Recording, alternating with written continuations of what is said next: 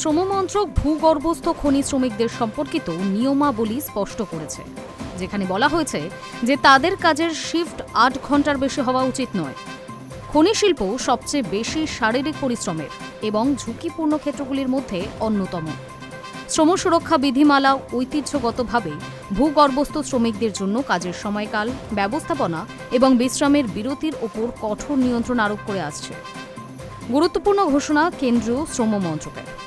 বিভিন্ন সংস্থার মালিক ও কর্মীদের স্মরণ করিয়ে দিয়ে মন্ত্রক একটি বিজ্ঞপ্তি জারি করেছে যে কোনো কর্মী যেন কমপক্ষে ৩০ মিনিটের বিশ্রাম বিরতি না নিয়ে একটানা ৫ ঘন্টার বেশি কাজ না করেন।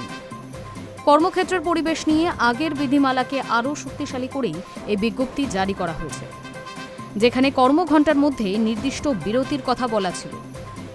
নতুন শ্রম আইন বাস্তবায়ন নিয়ে আলোচনা এবং কর্মচারীদের কল্যাণ সুরক্ষা নিয়ে উদ্বেগের মধ্যেই মন্ত্রণালয়ের এই সর্বশেষ বিজ্ঞপ্তিটি প্রকাশ্যে এসেছে।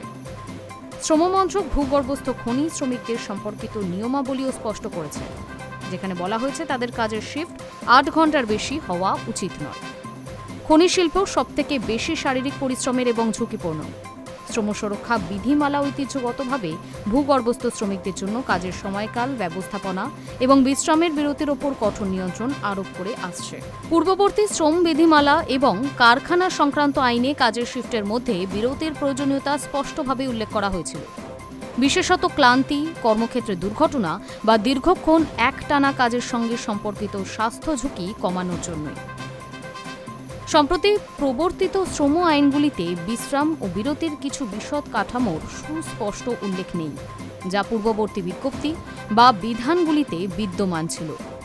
এর ফলে শ্রম সংগঠন এবং শ্রমিক প্রতিনিধিদের মধ্যে এই উদ্বেগ দেখা দিয়েছে যে সরকার পৃথকভাবে বিজ্ঞপ্তি জারি না করলে বাধ্যতামূলক বিরতি এবং কাজের পরিবেশ সম্পর্কিত সুরক্ষাগুলি প্রয়োগ করা কঠিন হয়ে পড়তে পারে।